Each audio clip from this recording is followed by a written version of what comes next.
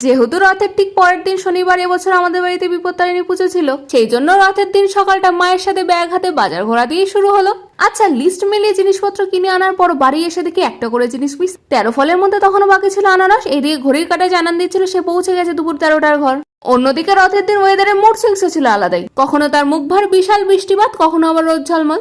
সামনের বাজারে ঠিকঠাক আনারস না পাওয়ায় আমি আর মা গেছিলাম একটু দূরের বাজারে। মাঝখানে দর্শন দিল জগন্নাথ। জানো, আমি এই দিনের বেলা প্রথম রথ দেখলাম। না হলে তো প্রতিবার বিকেলবেলা মায়ের সাথে মেলা ঘুরতে যাওয়ার সময় জগন্নাথ দর্শন হয়। এবছর গরম গরম জিলিপি সকালেই নিয়ে এসেছি, বিকেলের জন্য আর অপেক্ষা করিনি। বাড়ি এসে ঝটপট জগন্নাথ দেবের রথ সাজানোটা শেষ করলাম। আজ জগন্নাথ দেবের ভরসায় একটু দুঃসাহস দেখিয়েই ফেলেছি বোধহয়। স্নান সেরে রান্নাঘরে গিয়ে আজকে জীবনে প্রথমবার বানালাম মহাপ্রভুর প্রিয় কণিকা ভাত। এর ভিডিও এত দেখেছি, কিন্তু অরিজিনাল রেসিপি সেটাই তো প্রথমে বুঝতে পারছিলাম না। তার উপরে কণিকা ভোগের স্বাদ কিরকম হয় সেই বিষয়ে ছিল না আমার কোনো ধারণা। প্রথমে তো একটু একটু ভয় লাগছিল। পুরো কুকিং প্রসেসে মনে মনে বলছিলাম, হে জগন্নাথ, তুমি যেরকম পছন্দ করো সেরকম নিজে নিজেই বানিয়ে নাও। তারপর পুজো শেষে পড়লো রথের দড়িতে টান। প্রথমে বাচ্চা দুটো, তারপরে বড় আর মেজো, তারপর জগন্নাথ, বলরাম, সুভদ্রা। সেলফের ওপর ক্যামেরাটা সেট করে মাকে বললাম, চলো তুমি আর আমি একসাথে রথ টানবো। মা বলে, ওখান থেকে যদি ফোনটা পড়েছে না, দেবো পিঠের মধ্যে গুড়ুম করে দুটো।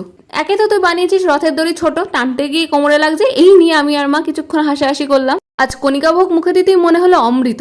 সন্ধ্যাবেলা আমি আর মা বেরিয়েছিলাম মেলা ঘুরতে। বাড়ি এসে মা বানালো বিপত্তারিণী পুজোর সুতো।